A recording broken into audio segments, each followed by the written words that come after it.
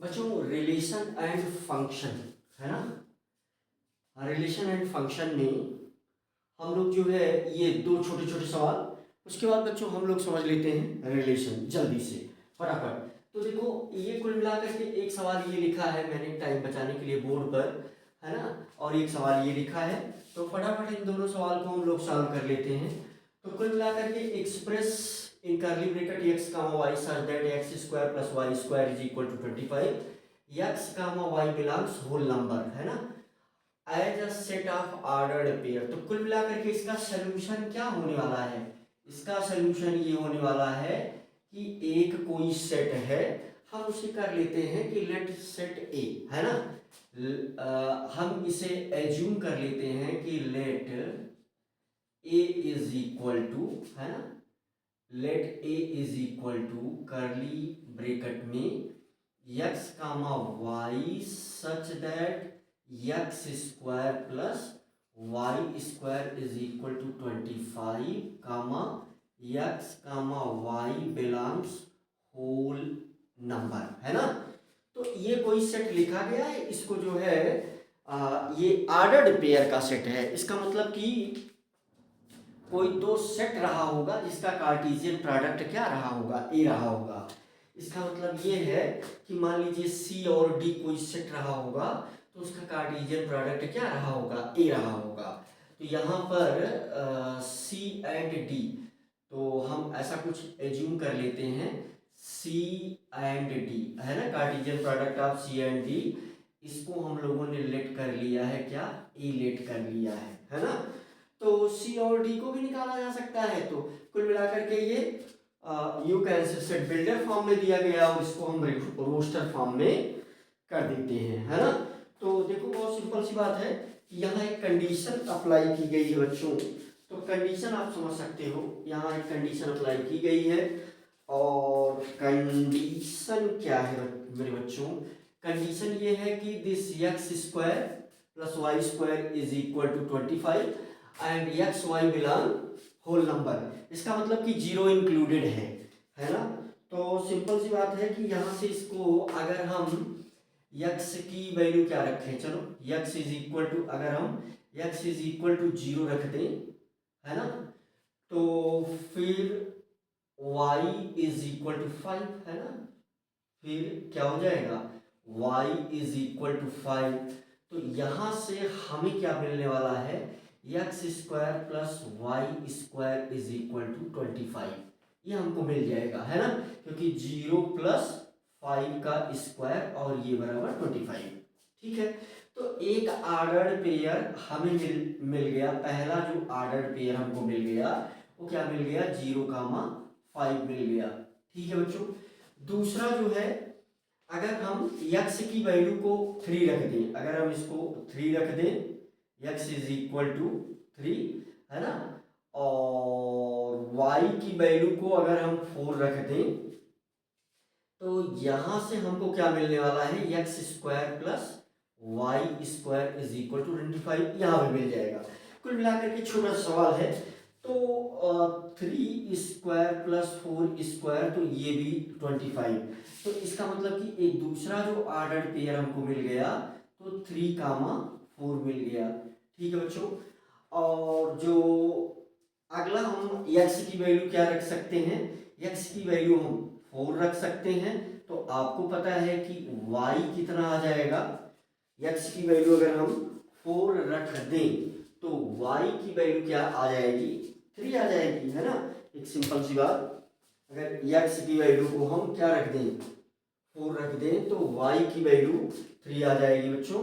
तो कुल मिलाकर के यहाँ से जो ऑर्डर्ड पेयर हमको मिल गया वो क्या मिल गया, 4 कामा 3, है ना, 4 कामा 3। और अगर हम x की वैल्यू को 5 रख दें तो y की वैल्यू मिल जाएगी हमको 0, तो ये 5 कामा 0, है ना। तो कुल मिलाकर के ये जो एक सेट बना जिसके एलिमेंट ये सारे ऑर्डर्ड पेयर होंगे। तो कुल मिलाकर के यहाँ से अगर हम ऐसा कुछ एज्यूम करें कि C Cartesian product of C and D is equal to A equal to curly bracket में यहाँ से, है ना, क्योंकि हमें सेट ही दिखाना था तो इसको हमने दिखा दिया। सी और डी को भी अगर पूछा जाता कि सेट सी और डी क्या उसकी क्या प्रोबेबिलिटी है, तो यहाँ वो भी आप बता सकते थे। तो ये सारे, तो ये क्या हो गया, 0,5 एक है ना, first element, second element 3,4, third element क्या हो जाएगा, 4,3 हो जाएगा बच्चों। थर्ड एलिमेंट क्या हो जाएगा, 4,3 हो जाएगा, और फोर्थ एलिमेंट हो जाएगा 5,0 है ना, 5,0। तो ये कुल मिलाकर के ये वो सेट है, बहुत मोटी बात, ये वो सेट है जो लिखा गया था, है ना। यहाँ से ए और बी को भी हम बता सकते हैं। यहाँ से अगर हम ए और बी की वैल्यू को, सी और डी की वैल्यू को लिखना चाहे तो यहाँ से, हालांकि वो हमसे पूछ नहीं रहा है, परंतु अगर कभी पूछ लिया जाए, इस सवाल में तो नहीं पूछ रहा है, मान लो कि सवाल में और सी और डी भी पूछ रहा है, तो यहाँ पर देखो सी एक सेट है जिसके एलिमेंट क्या होंगे, पहले वाले एलिमेंट रख लिए जाए तो 0, 3, 4, 5 है ना। तो ये हो गया 0, 3, 4, 5 है ना। तो है ना, तो कुल मिला जुला करके ये एक ऐसा, तो सी है ना, यहाँ से सी क्रॉस डी है ना, Cartesian product of C and D है ना। तो सी एंड डी वो एक ही इक्वल में नहीं होगा, है ना। तो कुल मिलाकर के सी और डी को यहाँ से अगर हम निकालना चाहें, सी एंड डी, तो देखिए क्या सी एंड डी निकलेगा, क्या इस लाइन को लेट करना आवश्यक होगा, है ना। क्या हम इस लाइन को लेट करें तो ये आवश्यक होगा, क्योंकि यहाँ सिंपल सी बात है कि एक सेट ही हमको देना है ना, वो एक सेट हमको देना है।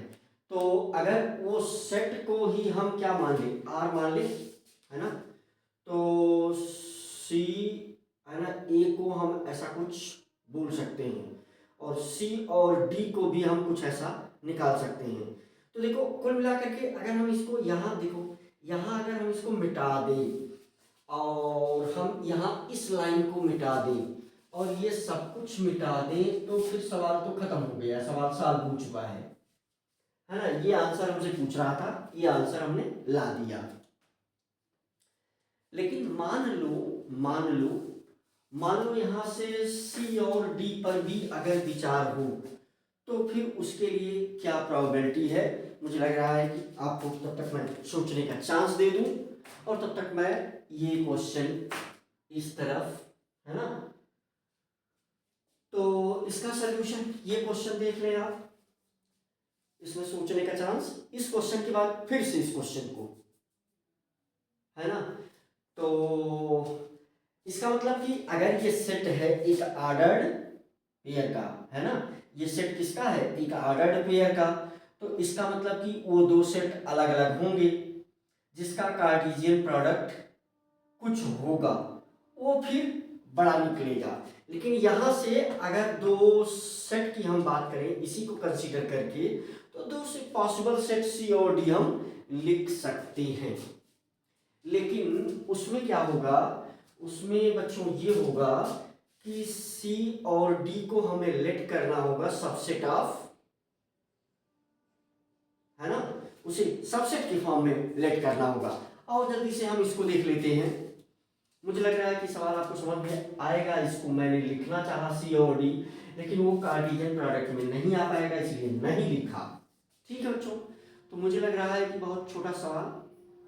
ओके, तो यहाँ सोल्यूशन देखो, यहाँ पर क्या हम कर सकते हैं, ध्यान दो।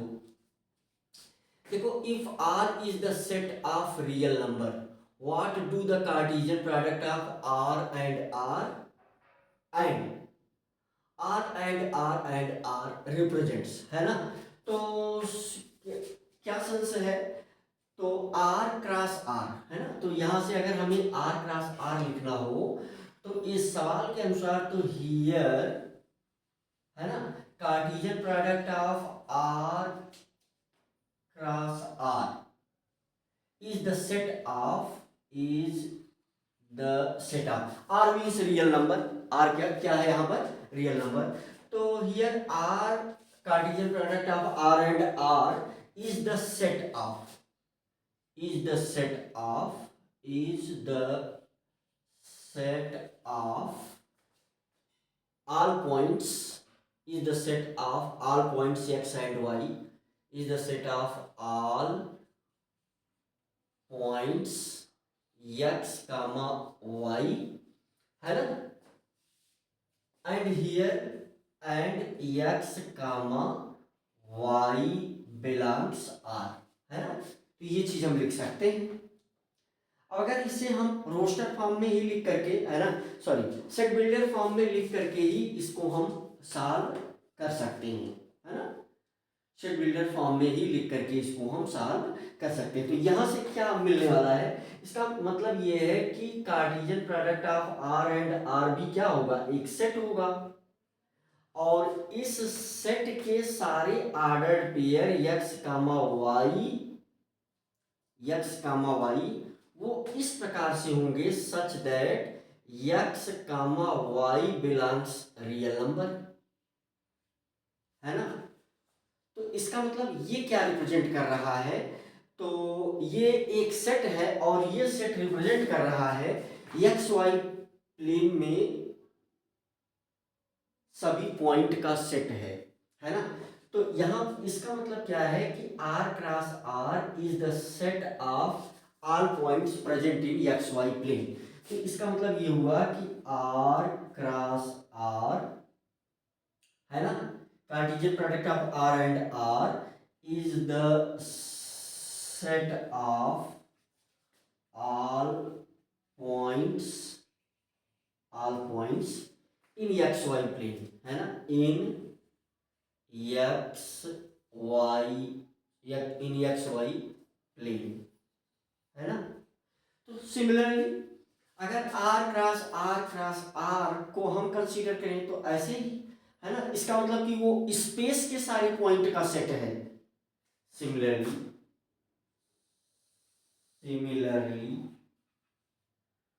है ना, तो R क्रॉस R है ना, Cartesian product of R and R है ना, R एंड R तो इज द सेट ऑफ, है ना, दिस इज इक्वल टू, अगर इस सेट को हम किसमें सेट बिल्डर फॉर्म में लिखें तो ये कैसे लिखा जाएगा, in curly bracket x comma y comma z such that x comma y, अब ये सभी भी क्या होंगी, रियल नंबर होंगी, है ना, क्योंकि r क्या है, एक r is the set of all real number, है ना।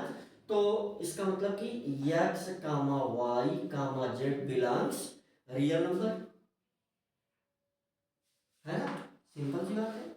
सिमिलरली बिलोंग्स रियल नंबर, तो इसका मतलब कि ये एक सेट होगा, set of all points in space. तो ये क्या है, a set of all points in space, तो कुल मिलाकर के ये दो क्वेश्चन आपके सामने हुए। ऐसे क्वेश्चन आपको आने चाहिए, तो आप दोनों क्वेश्चन को देखें और करें भी, है ना बच्चों। यहां पर जो भी पॉसिबिलिटी है इसके लिए अभी हमने क्या कहा था, अगर हम इसमें लेट करें, अब देखो मैं कलम वैसे क्वेश्चन ये हो चुका है, ये दोनों क्वेश्चन मुझे लगता है एक बार आप करेंगे और समझने का प्रयास करेंगे तो वो क्वेश्चन हो चुका है और आपको समझ में आ भी जाना चाहिए। लेकिन यहाँ से अगर हमारे पास कुछ ऐसा हो, है ना, ये क्वेश्चन हमें गिवन है, तो इसका मतलब कि अगर मैं ऐसा एज्यूम करूं कि ए, है ना, ए इज द सबसेट, है ना, A is the subset of C Cartesian product of D, अगर हम ऐसा कुछ एज्यूम करें तो यहां से सी और डी को लिखा जा सकता है। तो यहां से सी क्या हो जाएगा, सी की वैल्यू हो जाएगी सबसेट, है ना, ए को हमें सबसेट मानना होगा, है ना। तो ए को हमें सबसेट मानना होगा, तो सी की वैल्यू हो जाएगी 0,3, है ना, यहाँ से यू कैन से क्या सी और, मैं केवल इतना प्रयास कर रहा हूं इस क्वेश्चन में कि क्या सी और डी को लिखा जा सकता है 0,3, है ना, 0,3, 4, 5, है ना, 0,3, 4, 5, तो क्या ये इसका आएगा? मैं केवल ये करने का प्रयास कर रहा हूं। जैसे डी की अगर हम बात करें तो डी जो है कर्ली ब्रैकेट में ये भी वही हो जाएगा, है ना, 5, 5, 4, 3, 0, है ना, इसको उल्टा करके लिख देते हैं तो 5, 4, 3, 0। तो क्या ये सारी ऑर्डर पेयर बन जाएंगी इस दोनों से?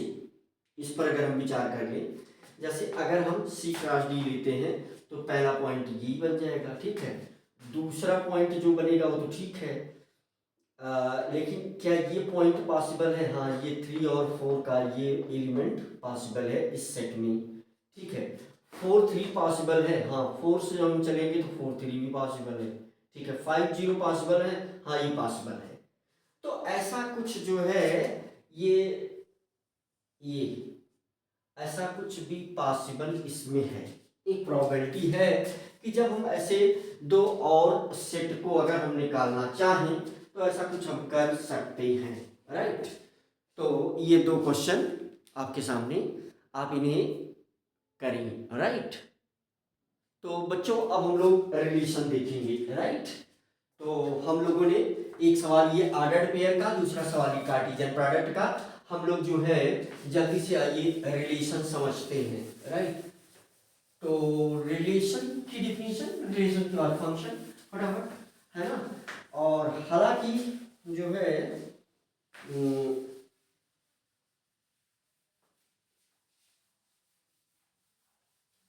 कुछ रिलेशन 11th और 12th दोनों मिला करके हम बच्चों डिस्कस करेंगे इसमें, क्योंकि ये चैप्टर कुछ ऐसा है ही कि अगर मिला करके डिस्कस कर दिया जाए तो ज़्यादा बेटर है।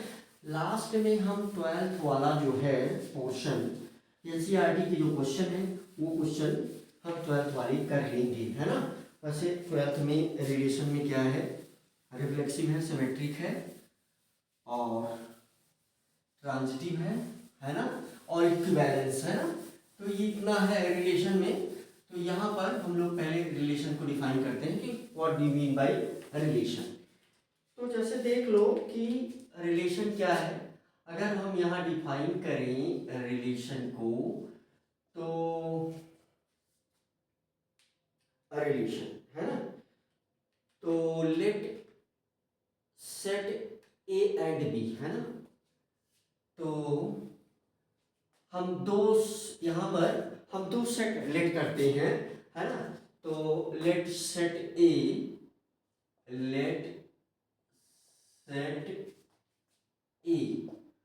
And B, let set A and B, है ना। तो कोई दो सेट है ए और बी, तो रिलेशन ए टू बी, है ना, relation A to B, relation R such that A to B, this is equivalent, you can say, so R is the subset of what? Cartesian product of A and B, है ना। तो इस प्रकार से हम इसको डिफाइन कर सकते हैं, है ना, relation R such that from A to B equivalent R is the subset of A and B, है ना। तो R is the subset of Cartesian product A and B। तो ये मोटी मोटी बातें हैं, तो आइए जल्दी से इसको हम समझ लेते हैं। जैसे एग्जाम्पल दे करके हम आपको समझाने का प्रयास करते हैं। एग्जाम्पल, तो मान लो हमारे पास कोई एक सेट ए है, ए का ए के एलिमेंट है 1, 2, 3, है ना, और बी कोई सेट है जिसके एलिमेंट है ए, बी। ठीक बच्चों, तो ए टू बी हमको रिलेशन चाहिए। तो इसका मतलब कि जो भी रिलेशन होगा, है ना, अगर हमको डिफाइन करना है, आप ध्यान से समझें, अगर हमें रिलेशन डिफाइन करना है तो रिलेशन जैसा हमने ऊपर लिखा भी कि आर जो है वो सबसेट हो सकता है ए क्रॉस बी, है ना, Cartesian product of A and B. तो इसका मतलब कि इसका जो है हम क्या लिख सकते हैं, यहाँ से अगर हमें ए कार्टेशियन प्रोडक्ट ऑफ बी, क्योंकि देखो बच्चों रिलेशन को डिफाइन करने के लिए हमें कार्टेशियन प्रोडक्ट आना चाहिए, जो कि पहले आप जान चुके हो। तो this will equal to what, in curly bracket, तो एलिमेंट क्या हो जाएगा, 1a एंड 1b, है ना, 2a 2b 2a 2b और 3a 3b, है ना, 3a 3b। तो कुल मिलाकर के ये छोटी मोटी बातें, ठीक है। तो ये कार्टेशियन प्रोडक्ट, अब इसके सबसेट, इसका जो सबसेट है, अब इसके कितने पॉसिबल सबसेट हैं, तो यहाँ से हमें नंबर ऑफ पॉसिबल रिलेशन को भी हम कैलकुलेट कर सकते हैं। यहाँ से हम नंबर ऑफ पॉसिबल रिलेशन, तो नंबर ऑफ रिलेशंस, है ना, तो number of possible relations, number of possible relations, तो ये भी कैलकुलेट कर सकते हैं। ये छोटा सा फार्मूला, है ना। तो जैसे हमने एग्जांपल लिया, तो नंबर ऑफ पॉसिबल रिलेशन क्या हो सकता है, ये यहाँ से हम एक छोटा फार्मूला भी डिराइव कर लेते हैं। तो जैसे आपने देखा कि यहाँ पर क्या है, नंबर ऑफ पॉसिबल रिलेशंस, है ना, तो यहाँ आपने क्या देखा कि n A is equal to कितना है, 3 है, और क्या n B is equal to 2 है। तो नंबर ऑफ पॉसिबल रिलेशन या नंबर ऑफ रिलेशंस कितने हो सकते हैं, तो नंबर ऑफ रिलेशंस, तो यहाँ पर नंबर ऑफ रिलेशंस जो हो सकता है वो 2 टू दी पावर, है ना, फार्मूला यहाँ पर भी हम लोग डिराइव कर लेंगे, 2 टू दी पावर 2 इंटू 3, तो यहाँ पर कितना आ जाने वाला है, 64, है ना, यहाँ पर आ जाने वाला है 64। जैसे अगर हम इसके फार्मूले को थोड़ा सा डिराइव कर दें तो कुछ इस प्रकार से होगा, यहाँ पर नीचे ओ आर करके अगर हम ऐसा कहें कि number of element in set A is equal to p and number of element in set B is equal to q, तो नंबर ऑफ रिलेशंस,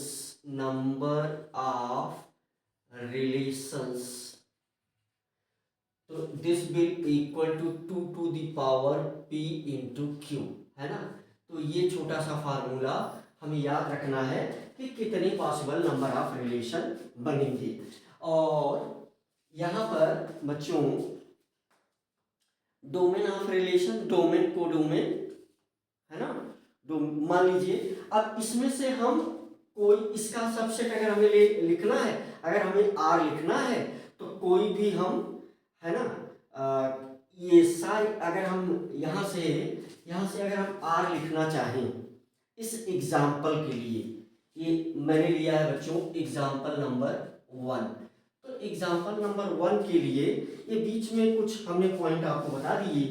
तो अगर एग्जाम्पल नंबर 1 के लिए नंबर ऑफ आर लिखना चाहें, जैसे बहुत सारे रिलेशन पॉसिबल हैं, बहुत सारे रिलेशन पॉसिबल है, ए टू बी बहुत सारे रिलेशन पॉसिबल हैं। जैसे मान लीजिए हमने पहला रिलेशन लिख दिया R1, ऐसे ही कुछ, है ना, इसमें से केवल एक एलिमेंट ले लो, है ना, तो 1 कामा क्या ले लो, ए ले लो, और इसको किस में बंद कर दो, कर्ली ब्रैकेट में बंद कर दो, है ना, ये एक रिलेशन हो गया। 2 एलिमेंट ले लो R2, ये एक रिलेशन हो गया। इसमें से 2 एलिमेंट ले लो, 1 ए ले लो, 1 बी ले लो, ये कामा लगा दो।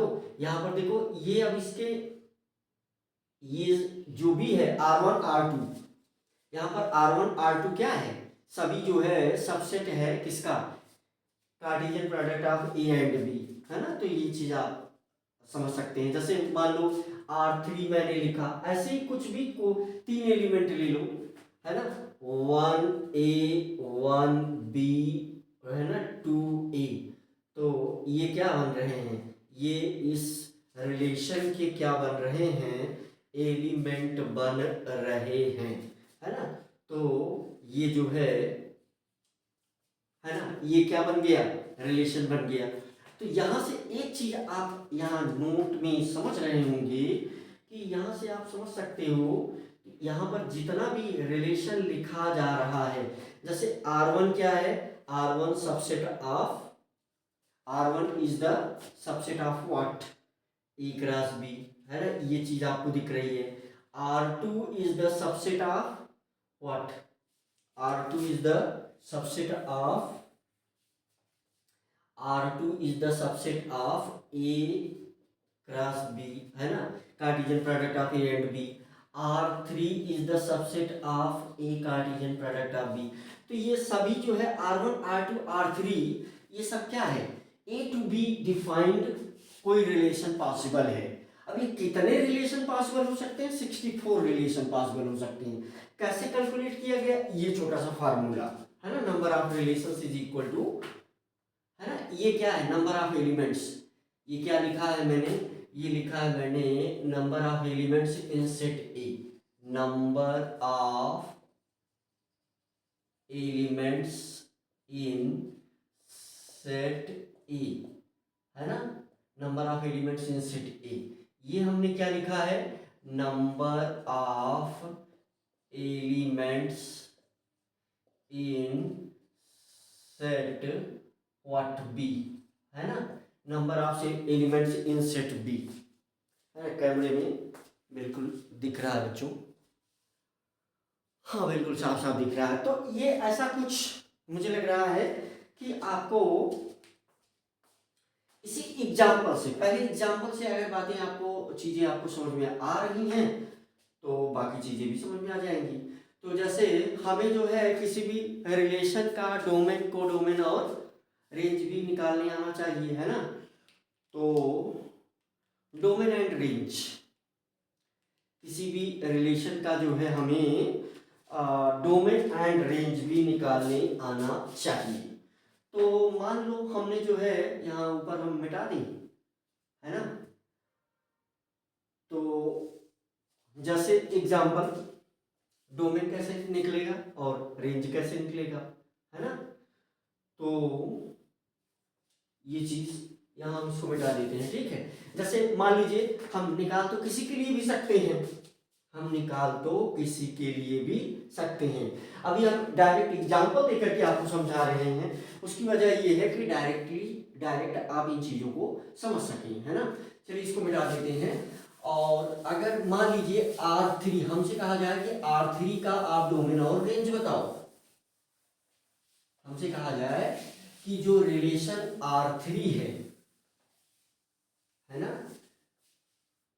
रिलेशन R3 है, इसका डोमेन और रेंज बताओ, है ना। क्वेश्चन ये है कि जो रिलेशन R3 है such that A to B, है ना, इसका हमको क्या बताना है, दो चीज बतानी है। इसका हमको एक बताना है कि डोमेन ऑफ R3 क्या है ना, इसमें हमें दो चीज बताना है। हमें ये कोई रिलेशन हमको गिवन है तो हमें बताना है इसमें दो चीज। पहली चीज कि domain of R3 is equal to what, और हमें बताना है range of R3 is equal to what, है ना। तो यहां से इस सेट के विषय में पूछा जा रहा है ना। डोमेन और रेंज बहुत छोटी मोटी बातें ये आपको आती होंगी, परंतु स्टार्टिंग में डिस्कशन के लिए बच्चों जल्दी से इसको हम डिस्कस कर देते हैं। तो यहाँ पर सॉल्यूशन है ना, तो देखो, तो जो फर्स्ट एलिमेंट है इसमें, है ना, R3 में देखो 1 है ना, क्योंकि वो एक ही बार लिखा जाएगा, है ना। तो क्योंकि यहाँ पर रिलेशन का क्या लिखा जा रहा है, डोमेन, तो डोमेन भी एक सेट ही होगा, है ना। डोमेन भी क्या होगा, एक सेट ही होगा। तो जो फर्स्ट एलिमेंट है ना, यहाँ पर अगर हम इसे लिखें तो जो फर्स्ट ए है तो 1, यहाँ भी 1 है, ये 2 है ना। और ए और बी, है ना, यहाँ पर भी क्या है, ए ही है। तो सिंपल सी बात है कि इसमें जो DR3 हम लिखेंगे तो फर्स्ट, और हमें पता है कि सेट के अंदर कोई भी एलिमेंट रिपीट नहीं होगा, तो 1, 2 ये क्या हो गया, इसका डोमेन हो गया। और अगर हम रेंज की बात करें, है ना, अगर हम रेंज की बात करें, यहाँ पर रिलेशन ऑफ रेंज, है ना, डोमेन ऑफ, है ना, ये क्या लिखा है मैंने, अगर मैं तो this is R3 is equal to in curly bracket A and B, है ना। तो इसका जो क्या निकल करके आया, रेंज जो निकल करके आया A, B, है ना। तो ये जो है हमें क्या मिल गया, रेंज मिल गया। यहाँ से हम रिलेशन को लिख सकते हैं, डोमेन और रेंज से हम रिलेशन को लिख सकते हैं। इसका मतलब क्या हुआ कि अगर हम इसे सेट बिल्डर फॉर्म में लिखना चाहें, है ना, अगर हम रेंज और डोमेन को सेट बिल्डर फॉर्म में लिखना चाहें तो भी हम लिख सकते हैं। इन सेट बिल्डर फॉर्म में डोमेन और रेंज को सेट बिल्डर फॉर्म में भी आप लिख सकते हैं, ठीक है। तो रिलेशन के लिए हमें जानना था डोमेन एंड रेंज। तो डोमेन एंड रेंज को हम आप और क्वेश्चन के जरिए भी, क्योंकि बहुत छोटी छोटी बातें हैं ये जिन्हें आपको जानना चाहिए, राइट। और क्वेश्चन के द्वारा भी आप इसे कैलकुलेट कर सकते हैं, करके प्रैक्टिस कर सकते हैं। तो बहुत छोटी मोटी बातें स्वयं को क्वेश्चन दे करके आप निकाल सकते हैं, राइट। ओके, तो देखो एक क्वेश्चन भी हमने लिख दिया टाइम बचाने के लिए आपका, है ना। तो क्वेश्चन जो है एक हमने लिख दिया टाइम बचाने के लिए। तो देखो ये एक छोटा सा क्वेश्चन, इसको करके आप प्रैक्टिस भी कर सकते हैं। यहाँ पर हमने क्वेश्चन लिखा है और इस क्वेश्चन को आप यहाँ सॉल्व कर सकते हैं। तो जल्दी से इस क्वेश्चन को सॉल्व करके आप जो है रिलेशन, है ना, रिलेशन को फाइंड कर सकते हैं। यहाँ देखो क्वेश्चन ये लिखा गया है कि लेट सेट ए जिसका एलिमेंट है 1 2 3 4 5 6, और यहाँ कोई एक रिलेशन इस प्रकार से डिफाइंड है A, B such that A belongs A, B belongs B, A divides B, है ना। तो यहाँ पर इसका मतलब कि रिलेशन ऑन सेट A की बात हो रही है। तो यहाँ B जो सेट है, कहीं B जो सेट है बच्चों, वो भी क्या है, ए को ही हमें कंसीडर करना पड़ेगा, है ना। तो मुझे लग रहा है कि आप हमारी बात को समझ रहे होंगे। जैसे कहीं अगर यही सेट दिया गया है तो इसका मतलब ये हुआ, इसके सॉल्यूशन में आपको ये समझना है, इसका सॉल्यूशन, है ना, रिलेशन ऑन सेट। जैसे अगर कहीं लिखा गया है रिलेशन ऑन सेट ए, तो इसका मतलब हमें क्या मिल रहा है कि कोई एक रिलेशन है, वो डिफाइंड है such that A to A, है ना। और इससे हमें क्या मिलने वाला है, इससे हमें मिलने ही वाला है कि this is equivalent what, R is the subset of A cross A, ठीक है। तो इस चीज को मुझे लग रहा है कि आप समझ रहे होंगे अच्छे से। तो यहाँ जो रिलेशन है वो लेकिन डिफाइंड है यहाँ पर। तो ऐसा हमें ए और बी का ये जो रिलेशन है, हमें पता है कि रिलेशंस क्या होगा, रिलेशन में ऑर्डर्ड पेयर एलिमेंट के रूप में होंगे, और ए और बी 1 और 2 को डिवाइड करेगा, और ए और बी यही नंबर ही हो सकते हैं, ये सवाल यही कह रहा है। तो हमसे पूछ रहा है कि ये रिलेशन आर बता दो और इस आर का डोमेन बता दो और इसी आर का रेंज भी बता दो। ये छोटा सवाल हमने लिख दिया आपकी प्रैक्टिस के लिए। ये क्वेश्चन हम जो है कर देते हैं। ये क्वेश्चन हम आपको होमवर्क भी दे देंगे पटाखा, है ना। तो देख लिया तो जल्दी से, जैसे यही है तो आर अगर हम इससे डिफाइन करें, आर को अगर हम इस पॉइंट से लिखना चाहें, है ना, क्योंकि आर को यहाँ डिफाइन किया गया है, तो इसको देख करके अगर हम आर को लिखें बच्चों, तो इसका मतलब कि कर्ली ब्रैकेट में तो वन वन को डिवाइड कर सकता है, देखो, है ना, ए डिवाइड्स बी, है ना, तो वन वन को डिवाइड कर सकता है, जिसका मतलब कि इसका एक क्या, इसका एक ऑर्डर्ड पेयर है, एक इसका एलिमेंट है, इस रिलेशन का एक एलिमेंट है जो कि ऑर्डर्ड पेयर के फॉर्म में है 1,1, तो है ना, ए डिवाइड्स बी, तो एक तो जो है सबको डिवाइड कर देगा, तो इसका मतलब कि 1,1 1,2 1,3 1,4 and 1,5 1,6 तो 1 तो क्या कर देगा, सभी को डिवाइड कर देगा, है ना। यहाँ पर देखो कंडीशन क्या अप्लाइड है, कंडीशन यहाँ पर अप्लाइड है ए डिवाइड्स बी, ए जो है बी को डिवाइड कर देता है ना। तो ये तो संभव है। मुझे इस बात को आप समझे, ये चीज जो हमने लिखा है यहाँ बी को अनावश्यक रूप से एंट्री किया जा रहा है, यहाँ बी का मतलब भी ए है, तो फिर ए और बी क्यों रखा जा रहा है गुरुजी, क्योंकि किसी ऑर्डर्ड पेयर के दो कंपोनेंट हैं, एक को हम ए मानेंगे दूसरे को बी मानेंगे, है ना। तो सवाल को मुझे लग रहा है कि आप समझ रहे होंगे। तो अगला जो ऑर्डर्ड पेयर बनेगा, देखो जरा सा, 1 से तो हो गया, क्या 2 2 को डिवाइड करेगा, हाँ करेगा, तो अगला ऑर्डर्ड पेयर 2,2 हो गया, है ना, कामा चल रहा है करके, यहाँ लिख दें, चलो यहाँ लिख देते हैं, तो ये हो गया 2,2, अभी आगे बढ़ रहा है। क्या 2 3 को डिवाइड करेगा, नहीं करेगा। क्या 2 4 को करेगा, करेगा, तो 2,4 ये एक एलिमेंट हो गया। क्या 2 6 को करेगा, हाँ करेगा, तो 2,6 भी एक एलिमेंट हो गया। अगर नहीं करता तो एलिमेंट ना होता आर का, क्योंकि आर को डिफाइन किया गया है ना। अब जरा देख लो, क्या अब 2 से तो हो गया, 3 को करेगा, तो हाँ 3 को करेगा, 3 4 को करेगा, नहीं करेगा, तो 3 6 को करेगा, तो 3 6 को कर देगा भाई, है ना।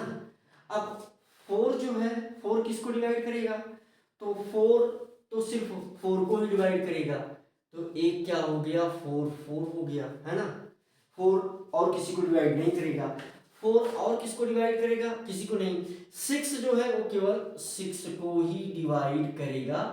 तो कुल मिलाकर के ये हमारे पास क्या आ गया, कुल मिलाकर के ये हमारे पास रिलेशन बन गया 4,4 और 6,6, ये हमारे पास क्या बन गया, रिलेशन बन गया, है ना।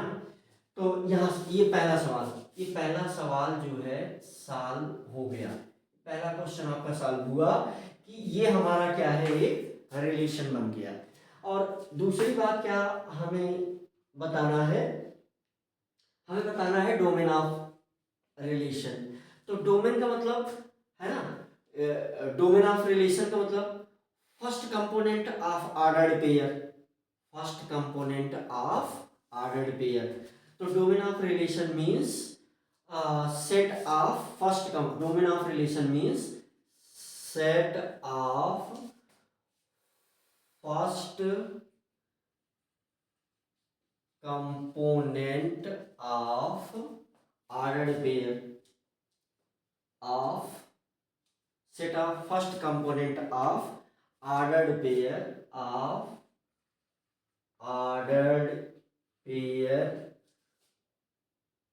ordered pairs of, है ना, set of first component of ordered pair of R, है ना। तो इसका मतलब कि यहां से डी आर क्या होगा, तो क्योंकि दो बार तो रिपीट करके लिखा नहीं जाएगा, सेट में कर्ली ब्रैकेट में कोई भी एलिमेंट दो बार नहीं लिखा जाएगा।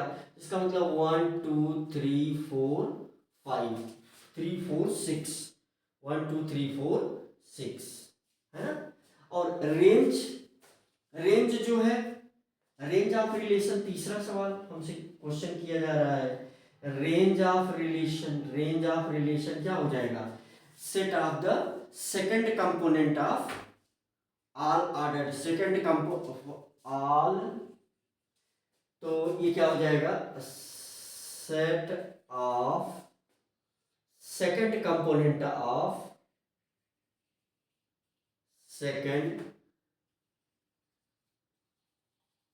component of all ordered pair of relation are of all ordered pair of relation, है ना, रिलेशन आर। तो इसका मतलब आर हम यहाँ क्या लिख सकते हैं? तो सेकंड वाले में भी आप देख रहे हैं, है ना, सेकंड में देखो 1 भी आया, 2 भी आया, 3 भी आया, 4 भी आया, 5 भी आया। 5 तो मेंशन था नहीं, है ना, इसलिए 5, ये sorry, I am very sorry. देखो जल्दी से लिखने के चक्कर में, क्योंकि 5 यहाँ मेंशन ही नहीं है, 5 यहाँ मेंशन ही नहीं है, तो ये वाला एलिमेंट नहीं लिखना है, गलती से एक साथ लिखने के चक्कर में वो लिख दिया गया। अब इसको मिटाएंगे नहीं, अभी सही हो गया, ठीक है। 1 2 3 4 6, तो यहाँ पर भी क्या आ जाएगा? अगर हम उसमें काउंट करेंगे देखो सेकंड में क्या आ रहा है? 1 2 3 4 6, और वही सेकंड में रिपीट भी हुआ, तो रिपीट तो करेंगे नहीं, तो इसका मतलब 1 2 3 4 6, ये जो है ये आ गया, है ना। तो ये क्वेश्चन छोटा सा दिया मैंने, इसको आप देख लें।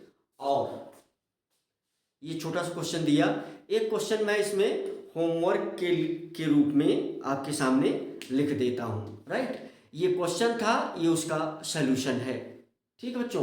तो एक क्वेश्चन मैं आपको लिख देता हूँ, क्या, होमवर्क, तो उसको करके आप किसी भी रिलेशन का डोमेन और रेंज निकालिए, राइट। तो बच्चों ये होमवर्क के लिए हमने एक छोटा सा क्वेश्चन लिख दिया है। देखो मैं क्वेश्चन को आपके सामने एक बार पढ़ भी दे रहा हूँ, जिससे आपको पढ़ने में कोई प्रॉब्लम ना हो। Let R be a relation such that, अब आर को कैसे डिफाइन किया गया है?